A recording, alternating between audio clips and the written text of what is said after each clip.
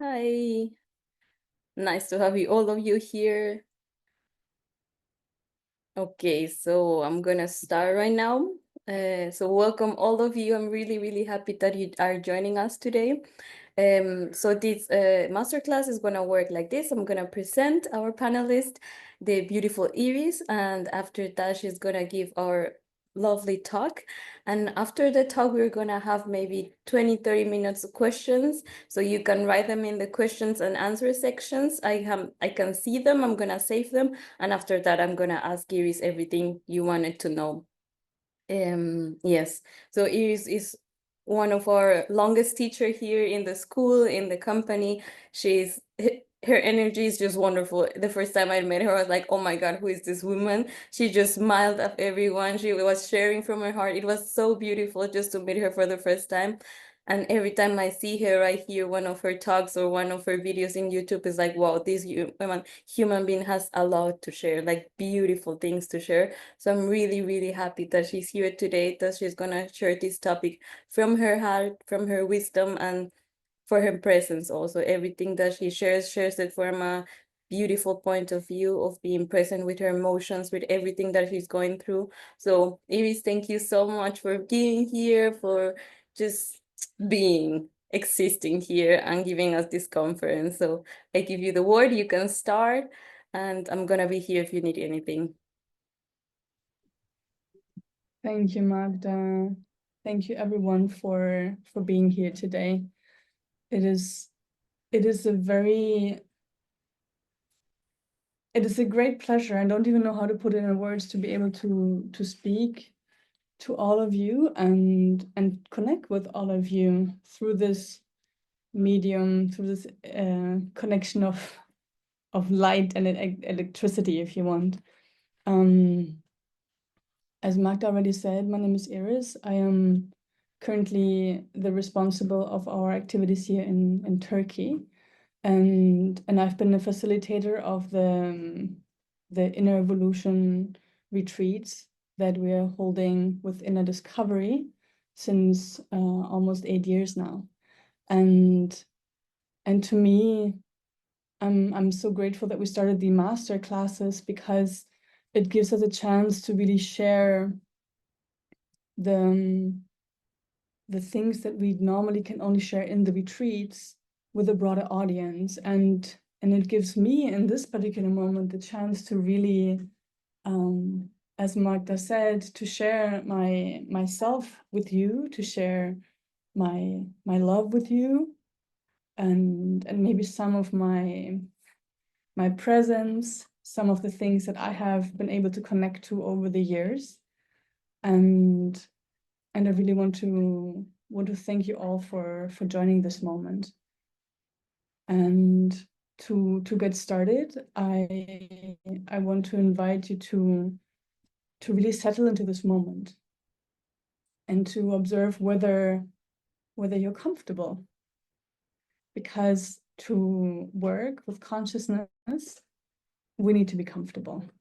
And so just take a moment to notice, how have you set yourself up to be in this meeting, to be in this class tonight? Have you created yourself a beautiful space? Have you made yourself space just for yourself where you're going to be undisturbed? And if it's possible for you to adjust, to really be in a place where you get the chance to really connect with yourself, please take this moment to adjust your conditions, your environment, for you to really get the chance to connect with us and to enter into something unknown. Hello, everybody.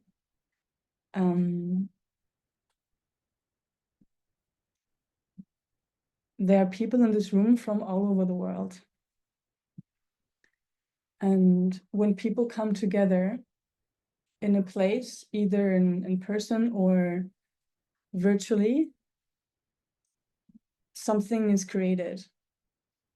And to some extent, you could say that in this moment, I am creating something, but in the end, we are creating it together. I have just been reminded to speak a bit slower. Thank you, Kutai. I am invited to speak slower because we have people translating me to several languages, which always gives me the chance to slow down. And slowing down is important when we want to let the heart speak, when we want to give a chance for consciousness to arise, when we want to get the chance to really connect to something that goes beyond the spoken word, that goes beyond language, that goes beyond the mind. I'm seeing that somebody raised their hand. If you would like to ask questions, we're going to give space for that after this initial presentation. I'm going to be speaking maybe for half an hour, maybe 45 minutes, we will see. And after that, there will be plenty of time to answer all your questions. The topic of the class today is quite controversial from my point of view, especially in this world of personal development, spiritual growth. And the topic is, do not set yourself up to achieve goals. With the subtitle, you would demand yourself, be distracted, and leave yourself behind. And this is quite an opposite to what many people that are currently in the spiritual world, providing coaching, providing support for healing, people that are providing spaces for us to grow. In most of their approaches, there's the proposal to reach to a certain point, maybe to become more conscious is already the first goal. Maybe the goal can just be to heal, or maybe to let go of something, or even to be the best version of ourselves. And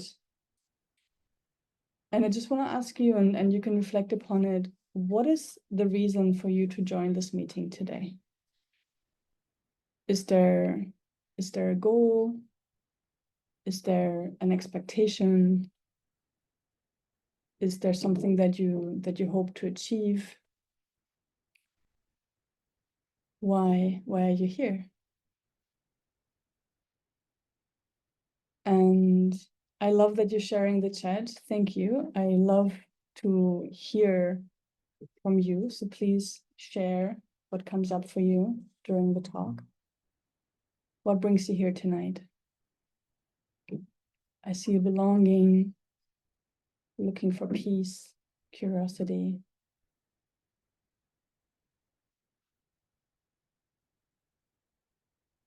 Beautiful.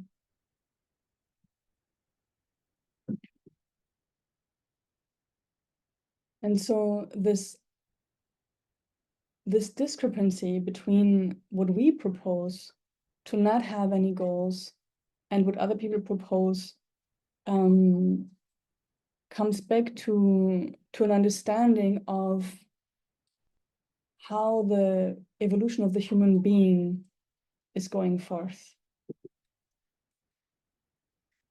Our understanding, or the way that we look at the human being, is that, well, a human being, or even being human, is quite a complex experience. We have, well, all of you that you are here today, I'm sure that you are aware that we're not just, well, we are one and we're not one. We're not just one thing. In most of the spiritual teachings, we talk about the mind, talk about, well, then there's the body. Some people say that the body and the mind is the same thing. Then people talk about connecting to the heart. And then we can talk about the essence. We talk about the soul. We talk about our authentic self. And becoming aware that we're not just one, but that we're many can make this journey quite complex. And one of the things that I want to invite us all to observe today in this class is to come into a place of observation of how are we taking decisions in our life. And in particular, connected to the topic of today, how are we setting our goals? From which place are we creating expectation towards ourselves, towards other people, towards a class, towards a retreat, towards any kind of experience? And those of you who have already come to our events, who have experience with the medicine of ayahuasca, know that we always say you shouldn't have any expectations, which is in itself impossible, of course. But in the encounter with the medicine, we are aware that expectation can be what keeps us away from the experience.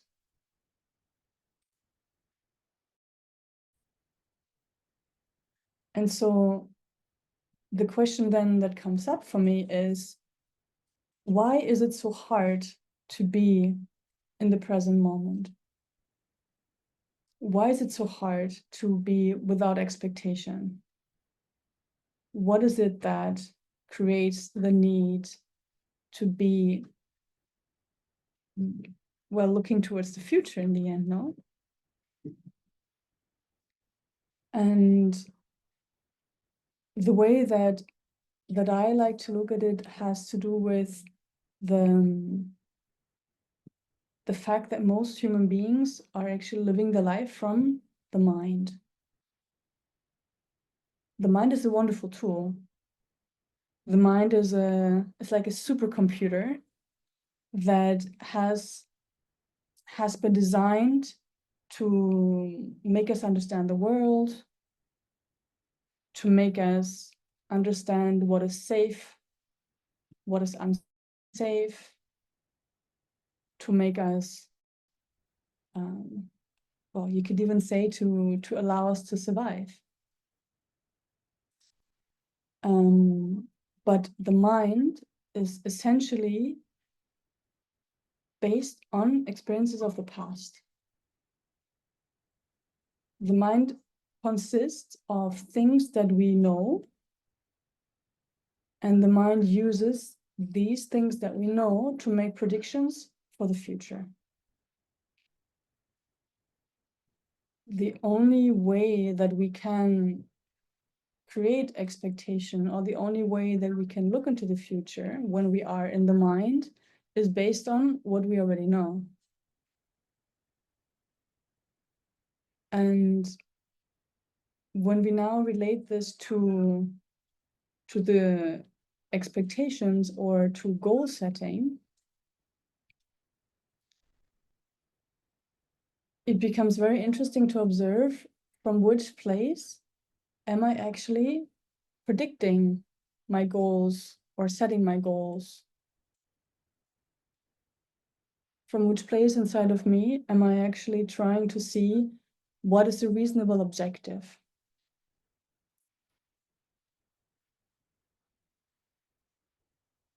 And how attached am I to the outcome? And And I want to invite you all just a moment to reflect upon something that in this moment you are either hoping to achieve, something you are hoping to receive, or something you are hoping to become, something that in this moment in your life is a wish that you have, or a goal, a plan that you have towards the future. And just take a moment to reflect upon it.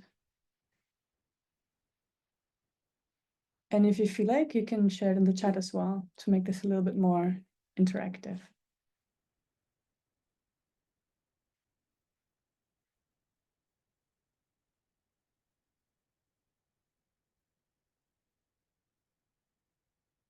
When we are starting to observe what is it that we are hoping to achieve, it is interesting to observe as well what happens when what we wish to achieve doesn't arrive.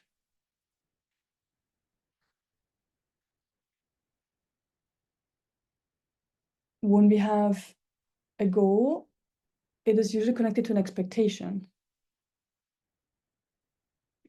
I want to reach this. I want to become this. When I don't receive this, or when I don't reach a certain place that I want to reach, the expectation is failed and I'm disappointed. I could also, when I have a certain goal, this can also be linked to a certain demand. If I don't reach this, then that. And then when the expectation isn't met, there's frustration and possibly the feeling of failure. I failed. I didn't reach my goal. And if this is something that has happened to you, that you set a goal and you didn't reach it, and then afterwards you were disappointed, it is rather probable that the place from which you set that goal is what has already set you up for failure.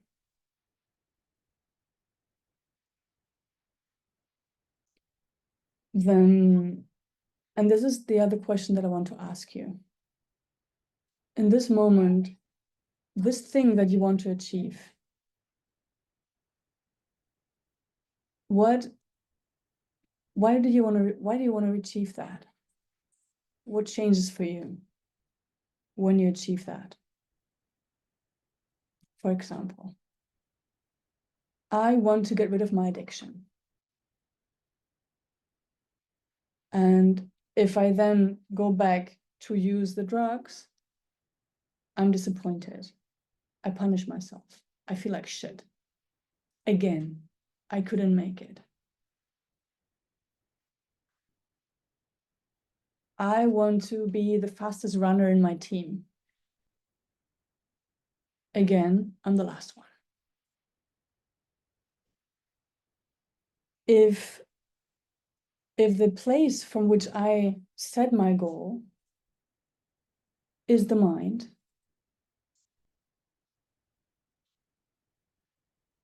and the mind has the gaze of that there's something wrong.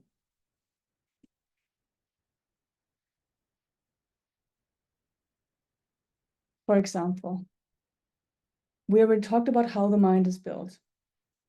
The mind is based on the past. If in the past something was wrong, if something happened that I consider that shouldn't have happened, I see a mistake. And when I see a mistake in the past, I see a mistake in the present,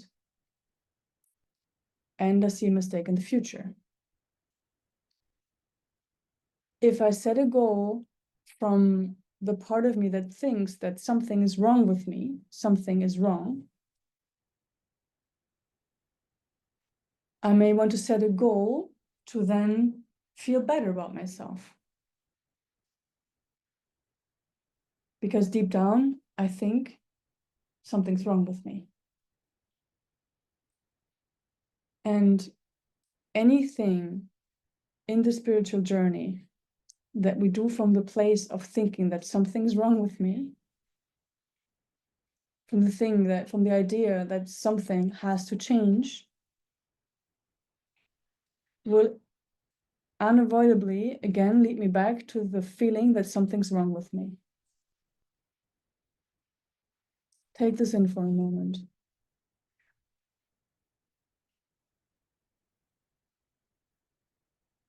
What is it that originally brought you to this journey of in evolution? Most of us, and me included, I started because I wanted to heal something. I had a behavior that I didn't like, and I wanted to change. I was doing something I didn't understand. I was unhappy in my marriage.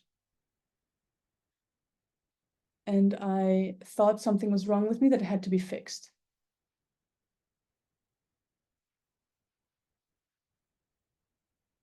So I started this journey thinking that I have to fix myself.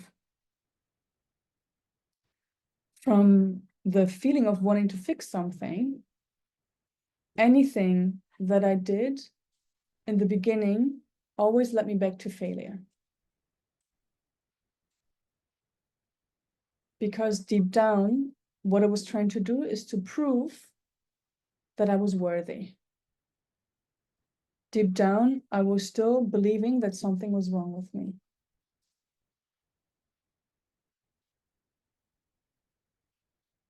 And in our evolution method, and I see many of you have already connected to us many times, you might already know the term, the idea about myself. We all learn through our past experience who we are, what we deserve. We learn what is right and what is wrong. We learn about love, we learn about the world.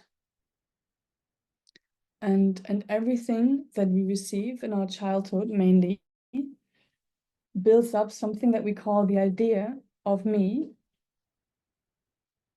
which is who I believe that I am. When I go somewhere, I present myself. I'm going there to say, hi, I'm Iris, I'm like this. I'm a kind person, I'm a bit chaotic. I'm like this, I'm like that. And so when we start this journey, we get the chance to look at this idea and to question this idea.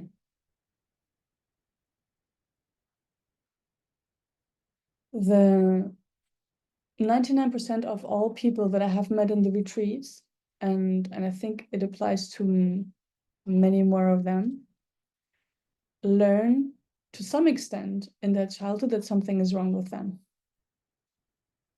And this is a very natural process. Basically, our parents, when they have the child, what they want to achieve is they want to make sure that their children are happy. And maybe that they are successful members of society. Maybe that they can be rich so they can support them when they're old. I don't know. But their main aim is usually to keep us safe and to form us into members of society that can fit in somehow. The truth is, however, that we're not meant to fit in.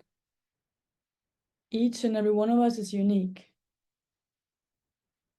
Each and every one of us carries a spiritual essence that is just yours. Each and every one of us has talents, has characteristics, has a taste, has a flavor that is unique.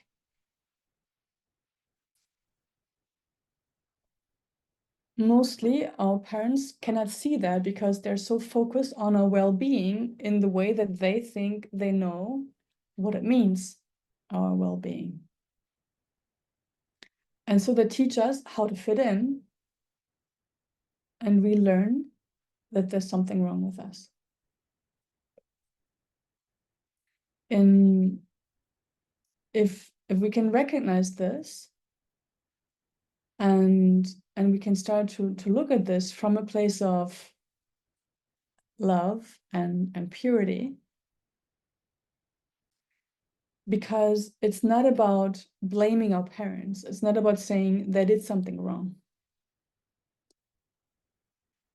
It's about recognizing that what we learn maybe, probably, is still impacting us today in the here and now. And one of the ways in which it is impacting us is in the way that we are defining our goals, defining our wishes, our aims, and the decisions we're making. And if we are deep down still identified, which is one of the words we're using, identified with the idea that something is wrong with me, if somehow I still have deep down, I have this feeling that I'm not enough the way that I am, I can even start the spiritual journey by trying to achieve something. Maybe I want to try to take ayahuasca as many times as I can. Maybe I think I should go to as many different seminars as I can, and I do a yoga teacher training, and I do a breathwork teacher training, and then I go to India, and then I do all of these things.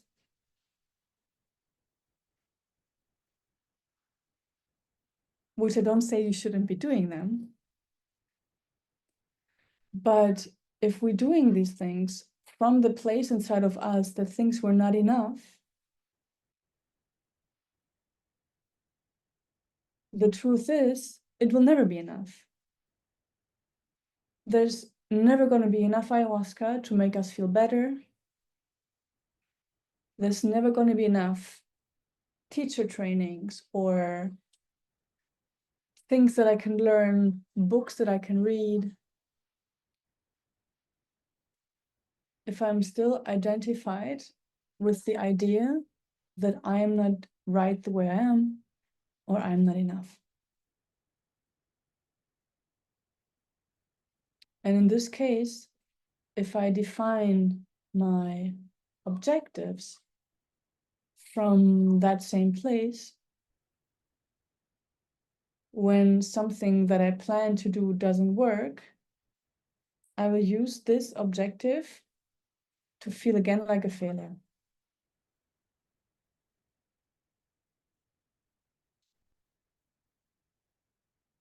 And so one of the things that we are proposing in our method is to become aware of the fact that our inner reality is reflected in our outer reality.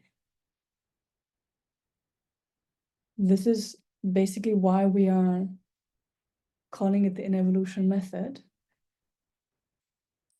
And basically it means that if deep down inside of me, I feel not enough, on the outside, there's not going to be enough of something.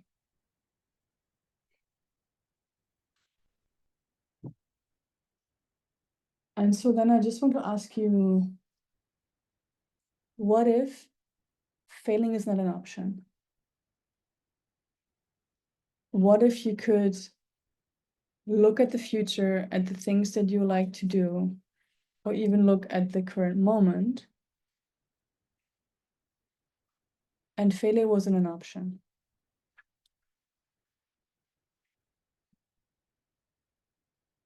What would you do?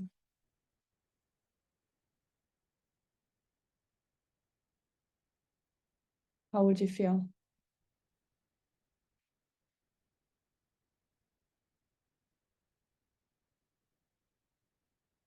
I already mentioned before briefly the word disidentification. And basically this is what we are proposing in our retreats, in our method, in our school.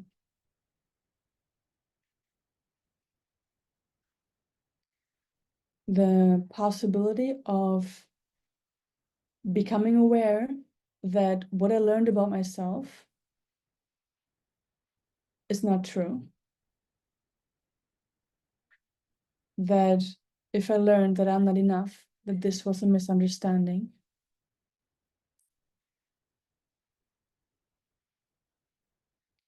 And to remember what our souls already know.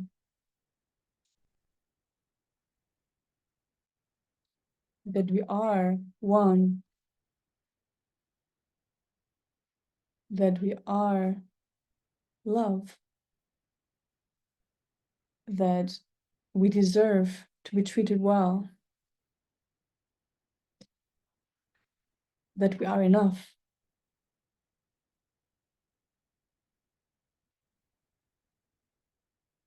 that we are already perfect the way we are, and that there's nothing to be done. There's nothing to be done in the sense that we don't have to do anything to prove our worth.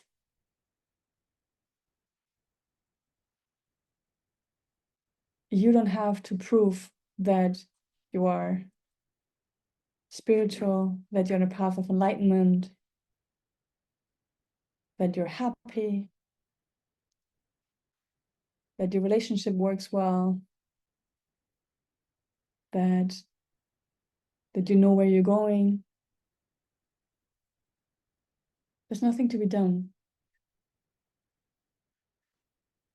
Just be. And when we are on this journey, we have the chance, the possibility of taking responsibility of how our inner world is creating the world around us.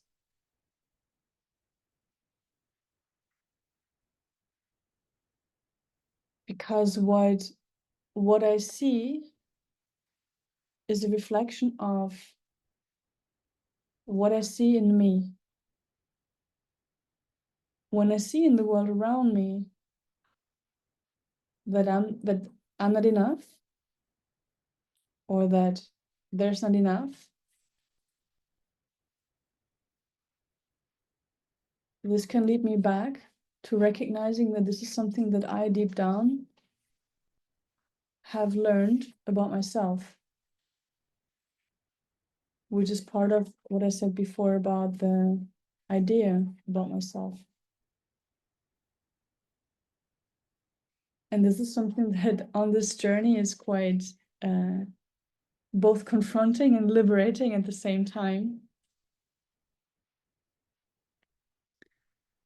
To recognize that we are creating our life experience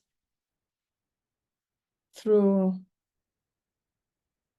the beliefs that we hold, through the ideas that we identify with, through the way that we look at the world.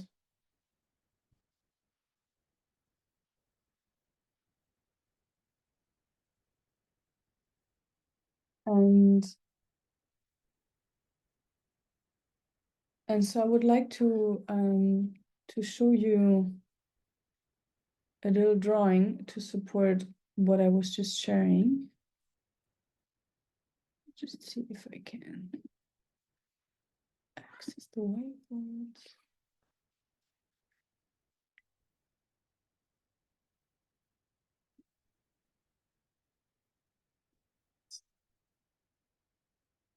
Okay.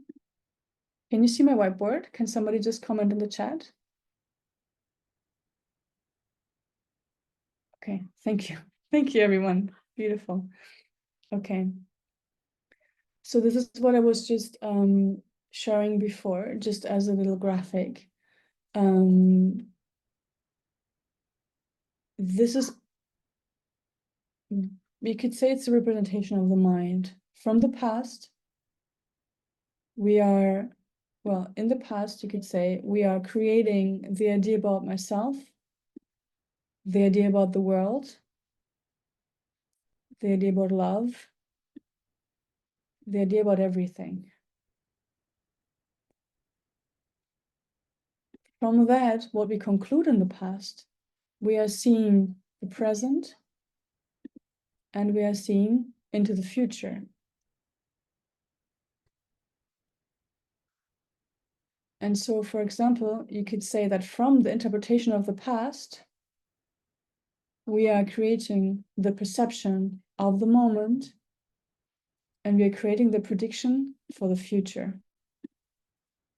In this particular case, when in my past there was a heartbreak and I'm hurt, if this is something that I haven't forgiven, I will see and experience the same thing in the present, and I will see and experience the same thing in the future. The same thing when something complicated happens.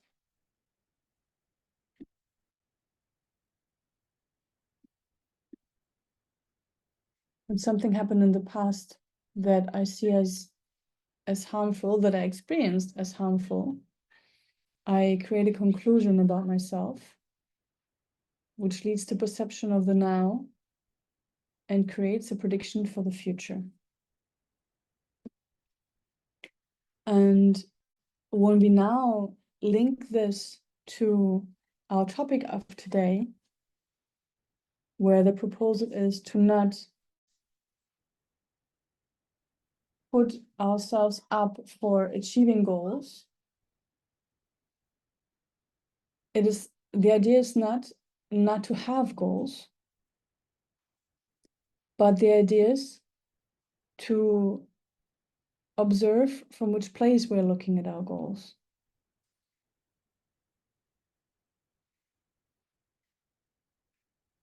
Because if I define the goal with the aim to then prove my worth, because in the past I learned that I'm not valuable, the goals that I'm setting will only be a way that I use to demand myself, punish myself, make myself suffer, basically. And one of the things that we are, one of the tools that we are using in our conscious school, in our school, I could say, is the graphic representation of processes, of things, of words, of concepts. And so I would like to show you a triangle. You see how here that I prepared. We like to work with these triangles. In this case, these are two triangles. The triangle of superiority and the triangle of inferiority. These are the triangles of false power. And I want to just explain to you what this entails. and how this connects to our topic of today. When we define our goals and our aims and our objectives, if we're not constantly failing, it might be that we are building up a beautiful ego that is based on the idea that we have achieved something, that we have reached a certain place, and that we have become the better version of ourselves. And this ego would be a cover up for the idea that we still have that we're not enough. And obviously this is just a possibility. Everybody will see if this applies for them. But one way that we can use these words, use these graphics to support our processes, to observe in which way we might sometimes be feeling superior towards somebody because we have achieved something, or in which way we might feel inferior to somebody because we have not achieved something, or somebody else has achieved something that I haven't achieved. And the other vertices of this triangle, of these two triangles, for example, the one of the superiority oftentimes connects with, oh, can I modify this one? Let's see. Let me just write it extra. Is oftentimes connected to the emotions of envy and jealousy. If I am working from a process, from a complex of superiority, oftentimes I will be facing situations where I feel either envy or jealousy. And when I'm more operating in the complex of inferiority, the emotions or observations or perceptions that I might have will be injustice and comparison. And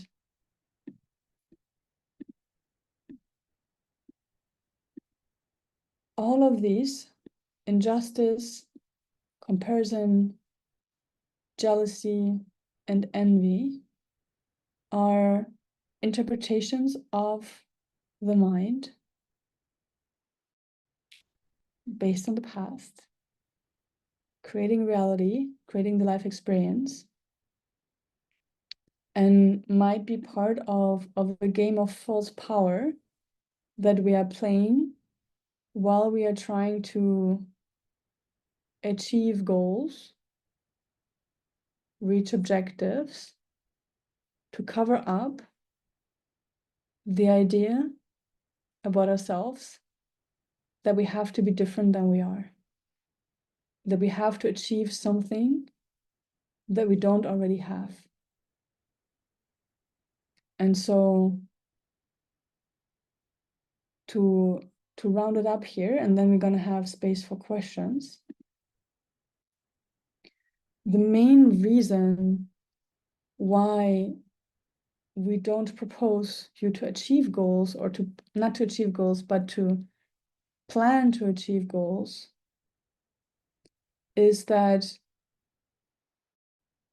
oftentimes it is the ego trying to compensate for something that deep down we believe that we don't deserve, or we don't have, or that we are not. And the proposal that we are offering in everything that we do in the classes and the retreats and the school is to support you to remember that you already are what you are supposed to be. That the way that you are today, you are already perfect. In some way, you could say that you are already the best version of yourself, the way that you are right now. And from that recognition, from the possibility of embracing who we are in this moment and looking at everything that we are with love, everything transforms.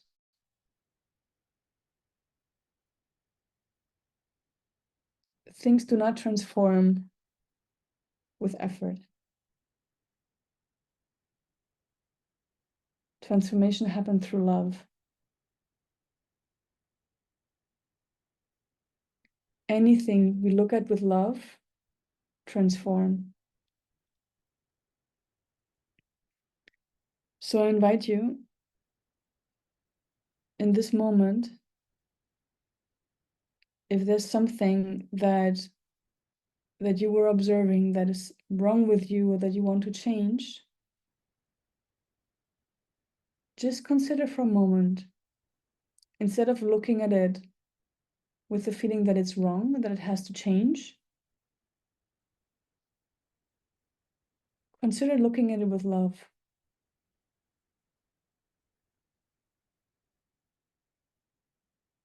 Every part of you deserves love. Every part. Even the ones that we feel ashamed for, the ones we feel guilty for, all parts of us deserve love. And by looking at ourselves with love, we transform.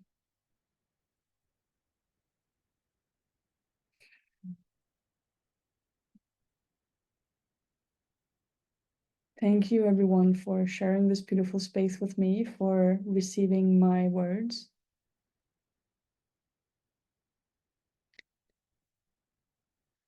This is all that I had prepared to share unidirectionally. And I think Magda will be available to open the place for the space for questions. So Iris, thank you so much for sharing that. It hit like really deep in my heart. I kind of today needed to hear those words. Thank you. Thank you so much.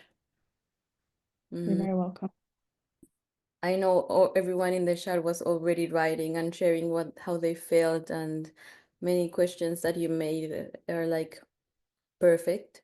But I didn't receive any specific questions, guys. So if you wanna ask Iris something right now, that would be awesome. We still have like 30 minutes time, more or less. So it would be really nice to see what comes up. Yeah. Yeah. Something that I really wanted to ask, and it was like, how is it easy to let go of expectations? Because in my path, it has been really challenging. Yeah.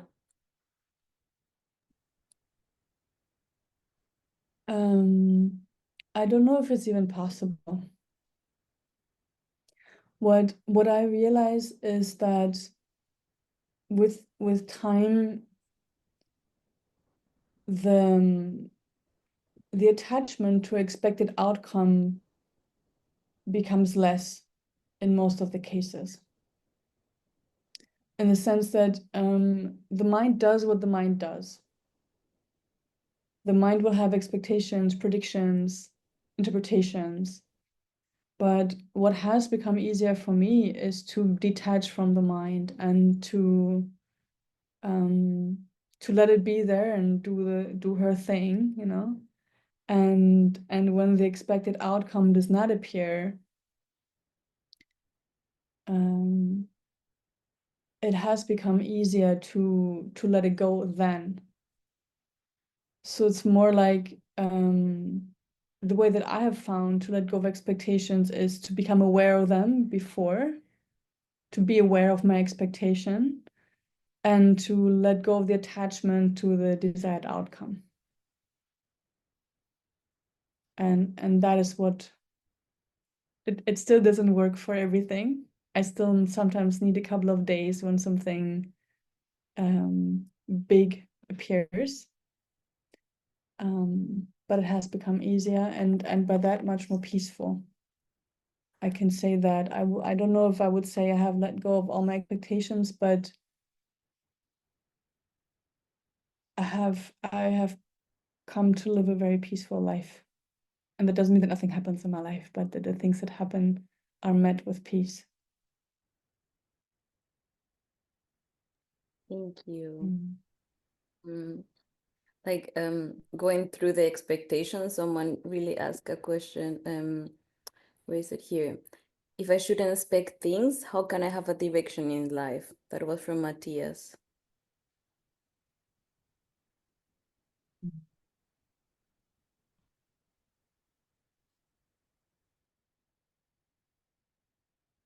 Well, this comes back to the topic, well, directly back to the topic of goals and objectives. And in a way, the proposal is not to not have any expectation or to not have any goals, but to not measure your self-worth by the outcome.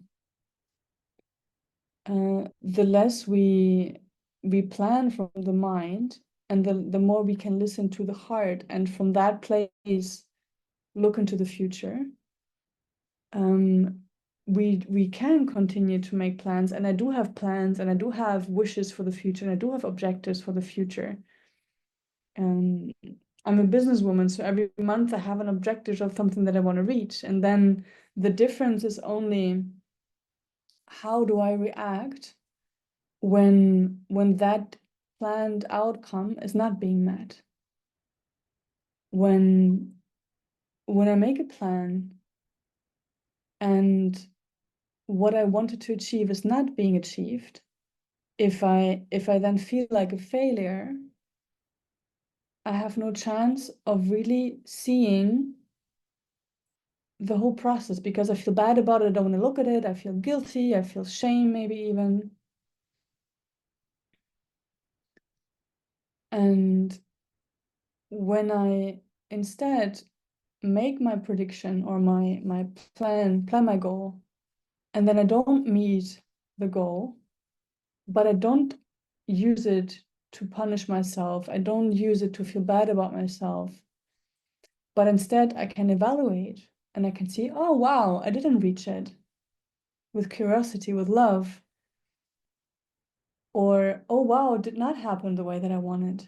And I can have compassion with myself for having a certain expectation.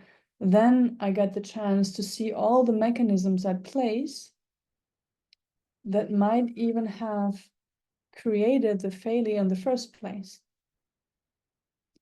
And so the proposal is not to not have any plans or to not have any goals, but to set these goals consciously and to not attach our worth to the outcome.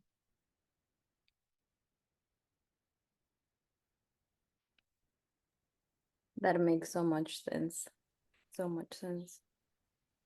Um, Marco asked, how did you apply the following thoughts to your marriage or romantic relationships, or how can we apply them to our relationships?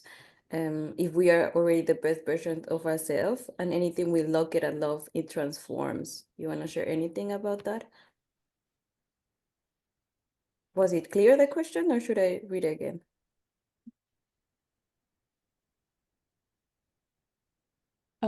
It seems I see the question. I just wonder what the question, like what he really wants to know, because If I am the best version of myself, everything, I don't even know what that means to be the best version of myself. Like if I have nothing to heal, if I am Buddha, let's say like this, if I'm Buddha, I don't even know if I want to be in a relationship. So if I'm not Buddha and I still have things that are unresolved, or things that trigger me, or things that hurt me, in a relationship, I always have the choice to either be compassionate with myself and the other, or to fight, basically. And when whatever happens in the relationship hurts me, I always have the chance to keep my heart open, even if it hurts, and to go through the pain with the other, or I can decide to close my heart and run away.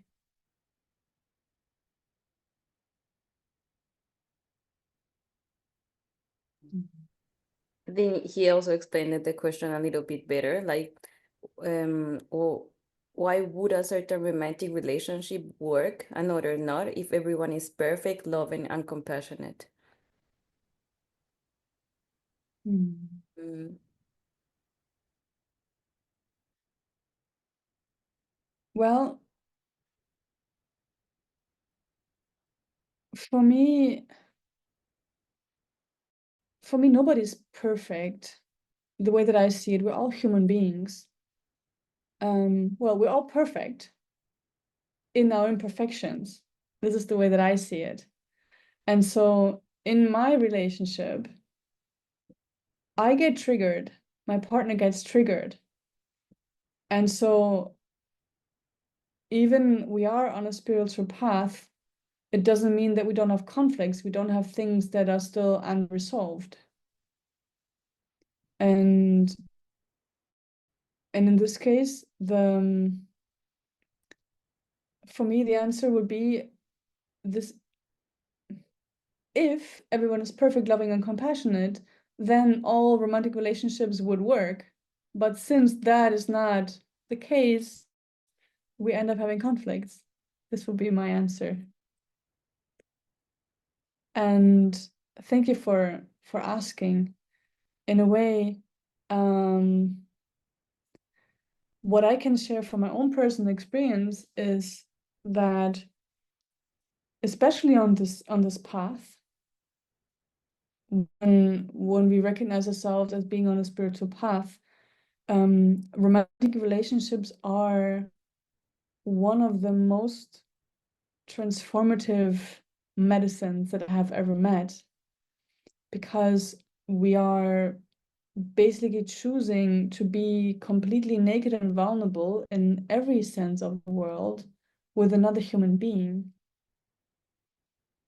And that requires a lot of courage. Thank you, Tim.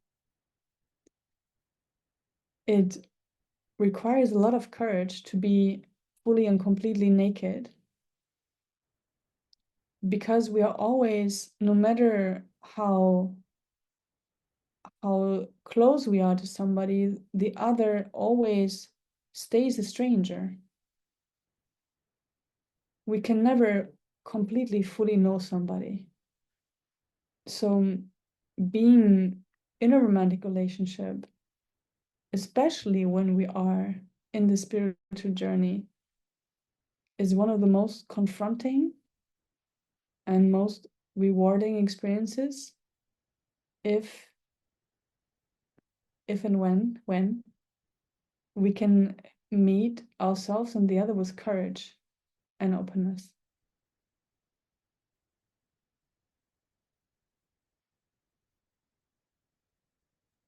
Yes, I completely agree with that. Like, being in a partnership can be like your best mirror, your worst version there, best version there, love and everything in between can happen.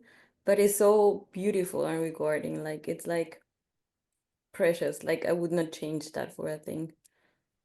Yeah. Mm. It was also interesting how people were also talking about procrastination here. Like I read a question that I found really interesting. Where is it? Yeah, I want to transform my procrastination into drive. How can I learn to love it?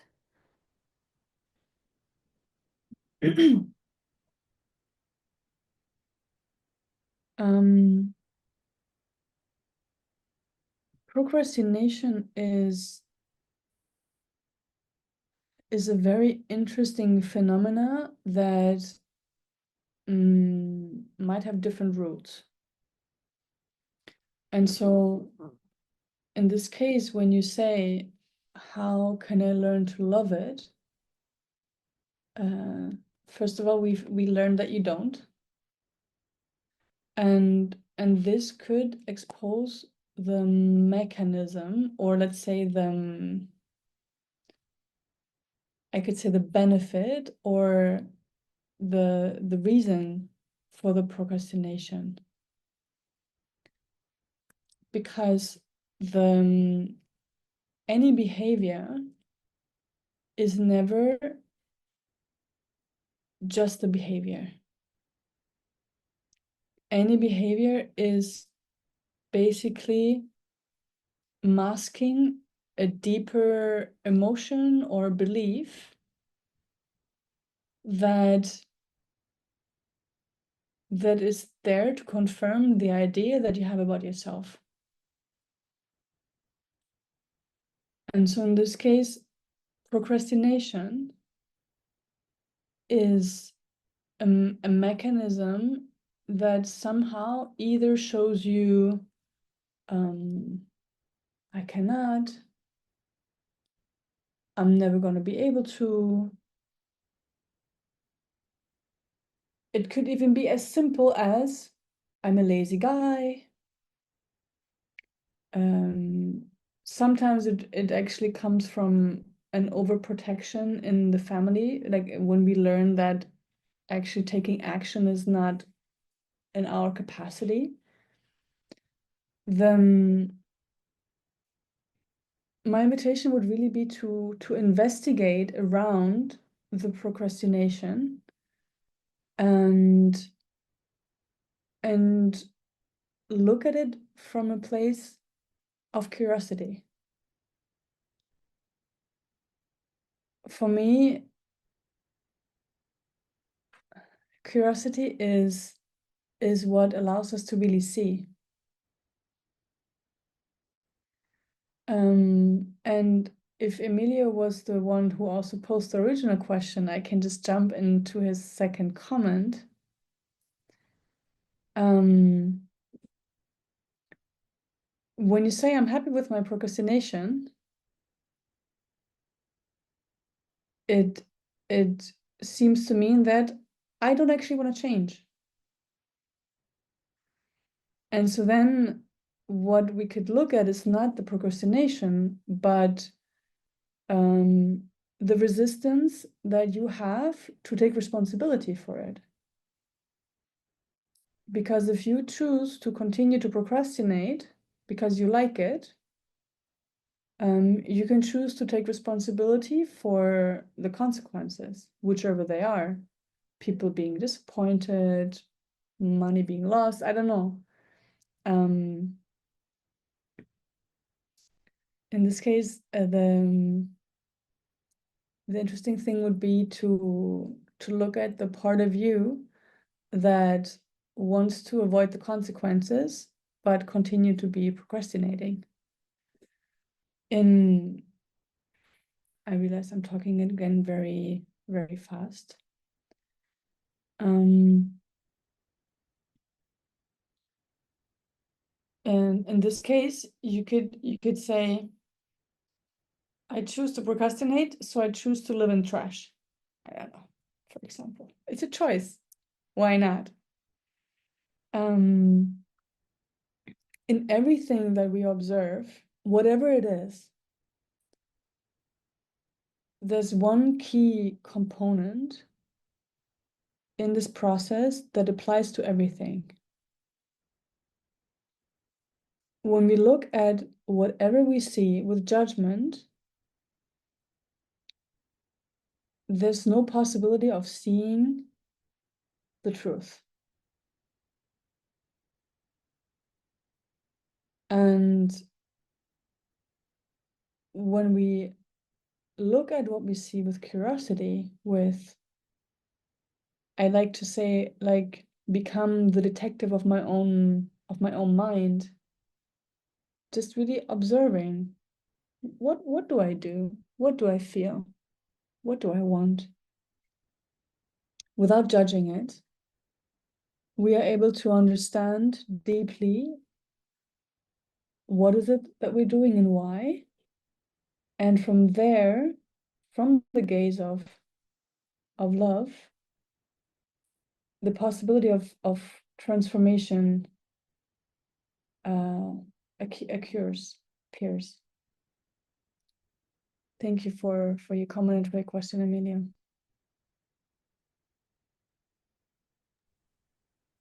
Thank you. I'm just going to quickly close the window. I'm here. Mm-hmm. Um,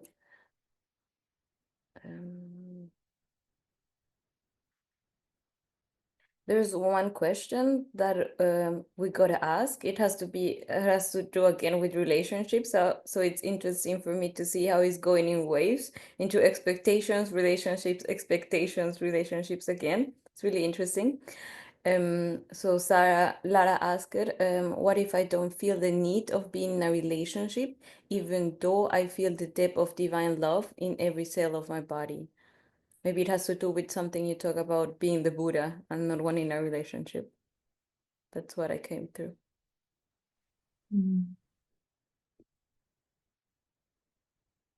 Not everybody wants a relationship. And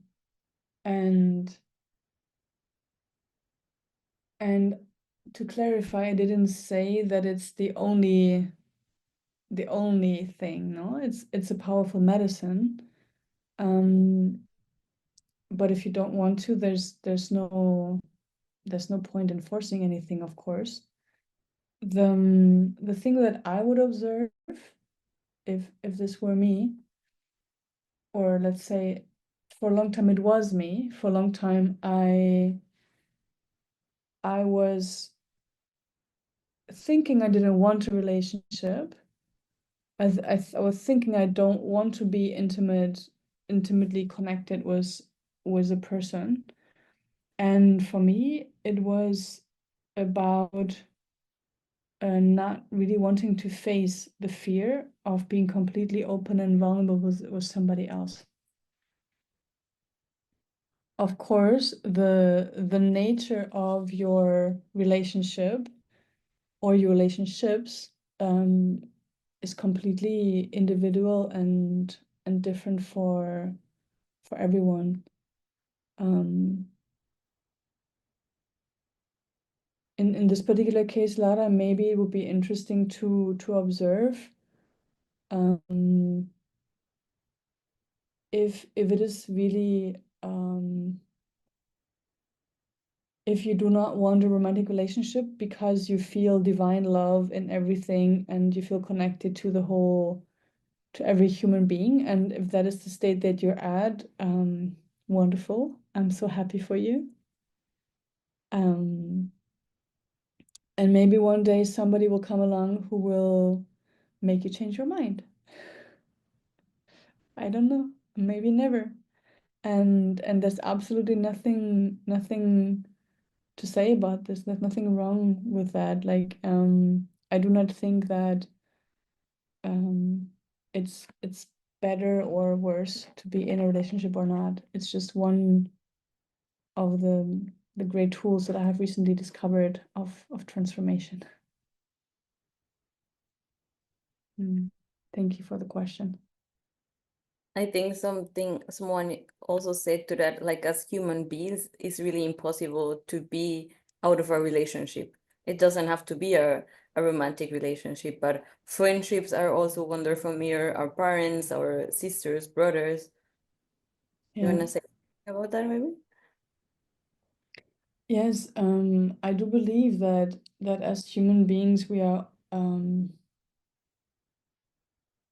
always in relationship with anything or anyone. The only difference is the depth and the intensity, or maybe the intimacy of the relationship. In this moment, whoever wrote these questions, we are in a relationship. We are in relation to each other. I have received something from you, you have received something from me. That in itself already defines or could define a relationship, a relation. And so anyone in our lives, we can define the relationship with anyone in our lives. And so in this case, whether or not it's romantic, whether or not you call somebody your partner or your lover or friends with benefit or open relationship, close relationship, whatever. Relationship is just another way of describing that we are connected to another human being. And to me, being connected to other human beings is, I would even dare to say, the meaning of the human experience for me.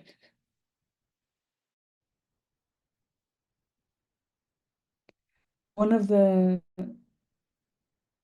things we sometimes say about our method is that we have chosen what you could call the tantric path towards inner evolution, towards enlightenment, which in this case means not tantra, but the tantric path means through the other, through the connection to another, finding transformation, in opposition to sitting somewhere in a cave and meditating all day. We are doing it through the encounter with another.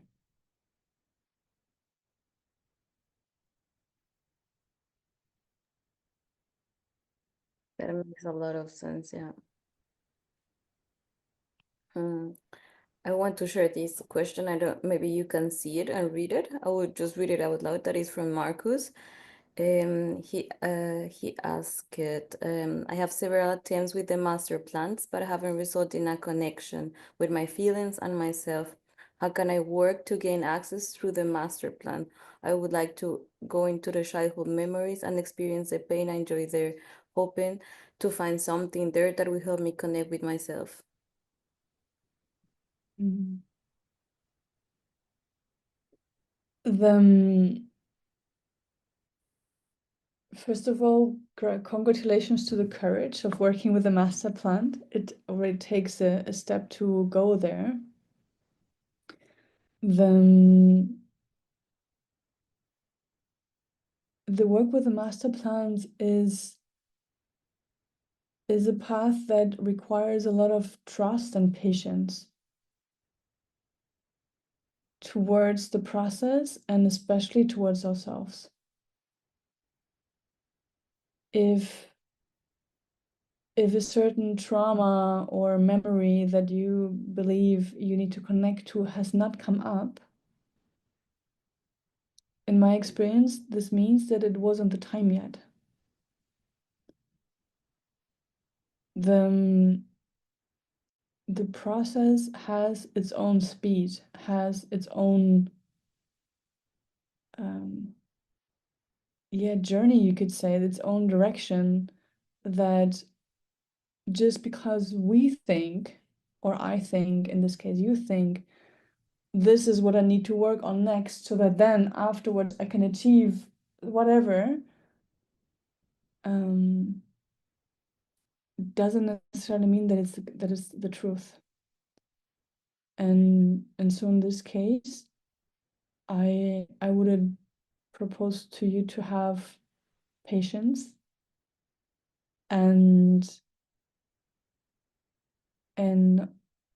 look at the part who doesn't have patience with love, because if you do continue on this journey, and I don't know if it's possible to not continue once you really gotten into it,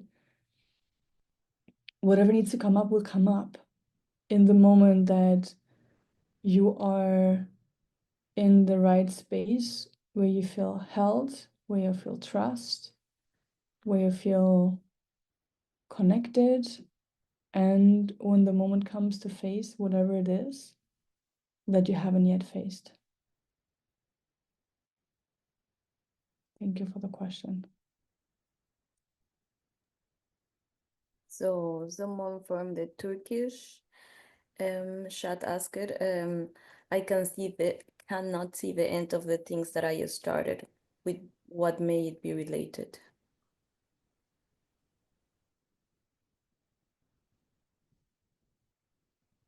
Can you repeat? I didn't understand the question. Yes, wait a second. Where is it? I see the question. I can't see the end of the things that I started.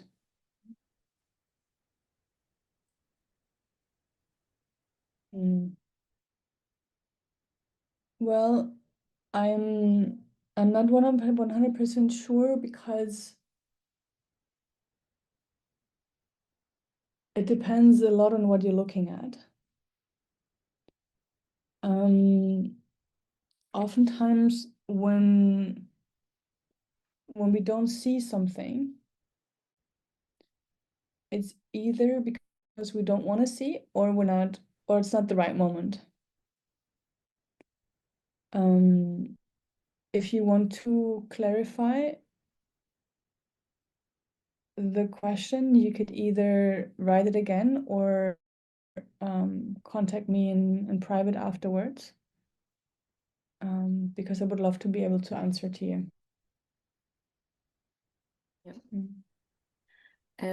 Anna, she wrote a beautiful paragraph, and I'm just gonna summarize it. It's like, how can I even accept the person I was in my past and the one that I'm becoming now? Yes. Yes. Thank you for sharing, Anna. It's beautiful to be able to expose ourselves and to be so honest with ourselves and with the other people around us. In the case of acceptance, I'm going to say something that will be difficult to translate. There's a path from rejection to acceptance that starts by recognizing that we are rejecting, which means that usually at the beginning we don't see it, that we are rejecting, which means that at first we reject the rejection. The next step is to recognize the rejection and to accept the rejection.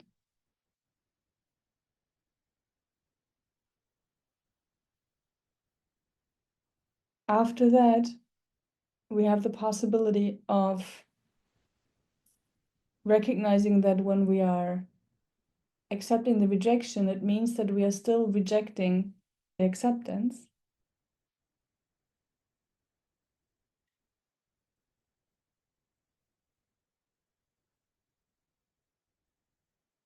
I love that I can see, could I translate?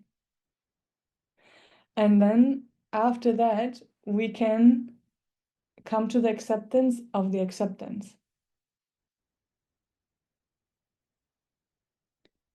And so in this case, Anna, thank you so much.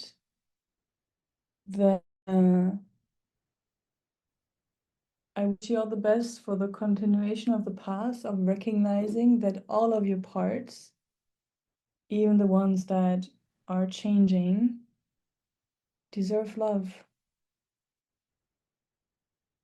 Because the truth is, whoever you were in the past has brought you here today. It wasn't possible any other way. Whoever she was, she couldn't have been different back then. She came here the way that she had to come here.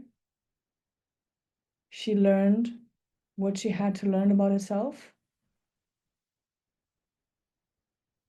And she made the mistakes she had to make to today be able to say, I love myself.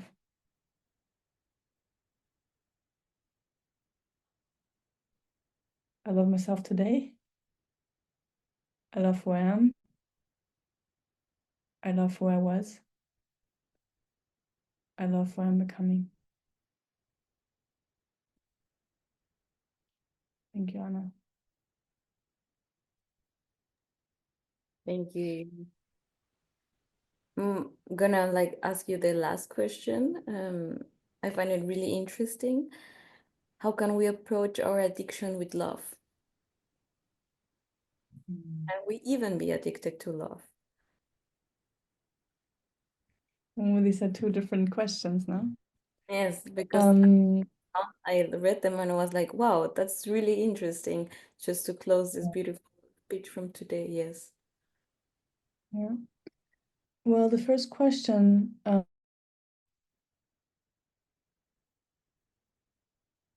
addiction,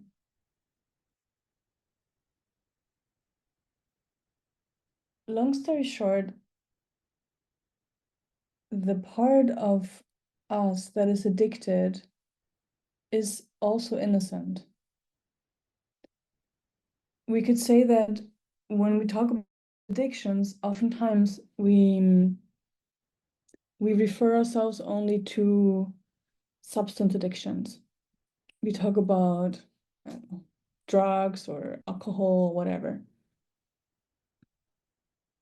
Every human being is addicted to something. And the main addiction that we have is the addiction to our identity, to who we believe that we are. And so, especially in the case where we say we have addictions,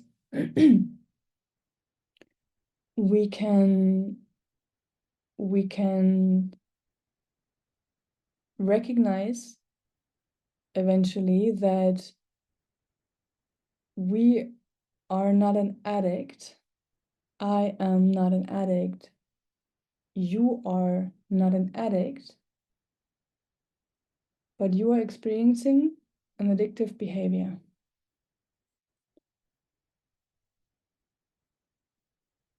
By recognizing that it's not who you are, it is just something that is happening to you, around you, with you. You can start by looking at it with curiosity. Let's start simple. You don't have to love it directly.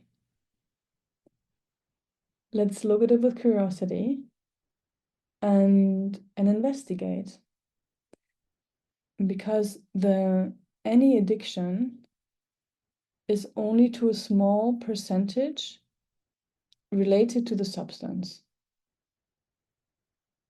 It is somehow anchored in either the feeling that you have during or after the consumption, or to how you treat yourself during or after, and mostly after. And there, what I want to invite you to do is to become the detective, to investigate, to be curious. How do I feel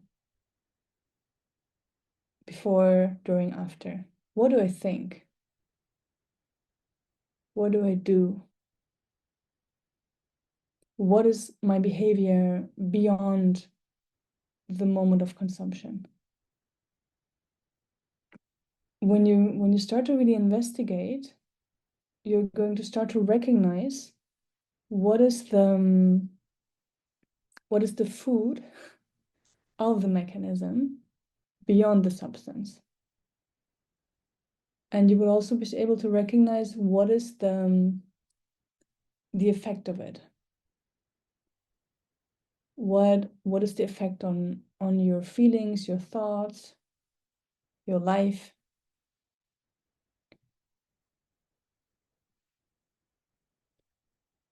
It's a very interesting and deep topic, and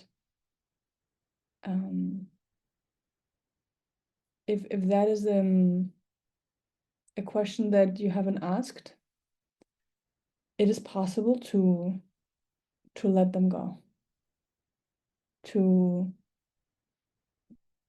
love every part of yourself, also the one that identifies as an addict. And it is possible to leave that part in peace and live your life from a different place. And since I believe that maybe soon Magda will close, I just want to say that everybody who wants to contact me in person, they can do that to continue the discussion, or just get in touch. We're going to share my number in the groups. But yeah, maybe we have time for another question. I don't know, Magda. Thank you for the question. Well, if you're open for another question, we can always ask you another question. Is you want to read the beautiful text from Tom? He was asking me to like that would be the last question. You want to read his text because it's really beautiful, so it's easier maybe.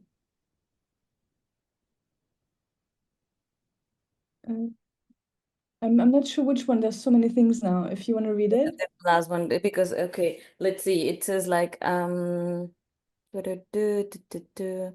am aware of my past and relationship with my parents, but I want to know how as I as a human being can handle the negative gracefully and how to overcome the experience of handling the way our parents handle us. Yes. It is,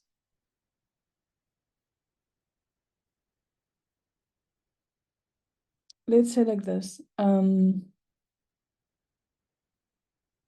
Forgiving somebody is impossible. But forgiveness can come to you. In the moment that we comprehend that everything is and always has been exactly as it was supposed to be, that's the moment when forgiveness becomes unimportant, irrelevant, because we can see the perfection. But this is a process that cannot be achieved. We come back to the original topic. It is not something we can do or aim to reach. If we have not forgiven our past, first of all, we don't have to. There's no need for anyone to forgive what happened to them.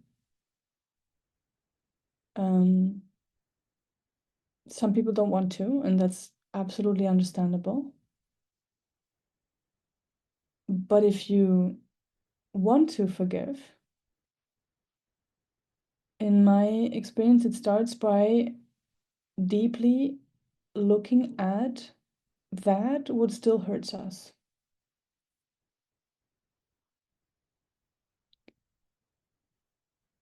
Because oftentimes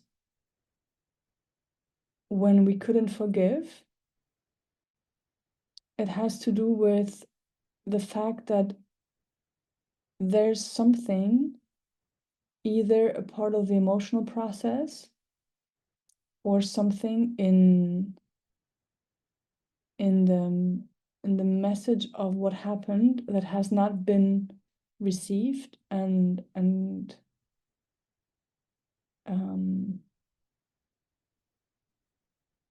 how to say, hasn't been dealt with, you could say.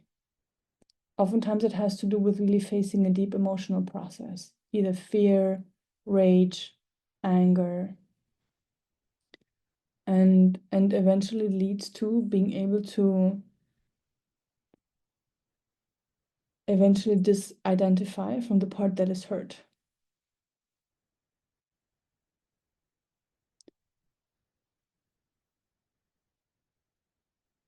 And then again, it is not something that can be done, but it can happen to you.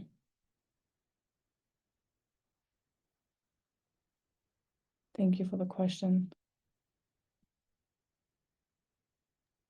Thank you so much for those words. I would say thank you, Iris, for your masterclass today. It was beautiful for everything that you shared.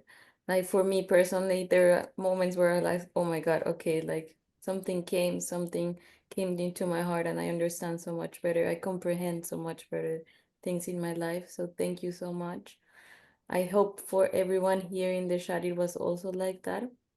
I wanna share with you a form that we created so you can give us feedback so to know which topics are you liking, how did you feel. It will be really nice for us to get to know you and your opinion a little bit more. So I'm gonna send it right now in the chat. And also, if you fill it out, you'll get a 5% discounts in our retreats. So this is something we're doing right now. Our master classes is for you to get in touch with the topics that we talk about. That's something that we always share in our retreats, but we usually do retreats from Thursday to Sunday. There are beautiful retreats with master plans. So if you have any more questions about that, you can really chat with one of our advisors or even ask Iris after we share her number. Like also if you go in the WhatsApp group, you would see who are the administrators and you can also write them. So we are here for you. Thank you so much for being here. It would not be possible without you. Iris, thank you for sharing your number already here, so you already have it. Um, it was a pleasure being here, having you here, having all of you here. Thank you so much. And we see each other in 2 weeks again.